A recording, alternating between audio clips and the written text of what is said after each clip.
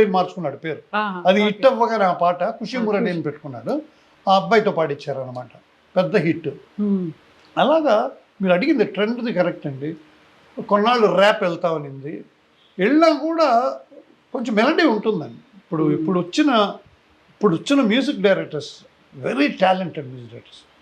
దేవిశ్రీ ప్రసాద్ వీడు తమనేం తక్కువైనవాడు కాదు. వాడిని ఎలా అలా అంటే మాకు కావాల్సినవాడు కాబట్టి చనువు తీసుకొని చెప్తాను. దేవితో కూడా నేను చనువుగా మాట్లాడతాను. చనువే నాకు వాడంటే. తమ్మని ఎలాగంటే కిల్లాడి మ్యూజిక్ డైరెక్టర్.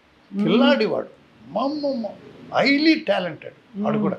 మణి గారి దగ్గర, నా దగ్గర మనీష్ శర్మ వాళ్ళంతా కోటి దగ్గర, నా దగ్గర కీరవాణి గారి దగ్గర చాలా బాగా తయారయ్యాడు.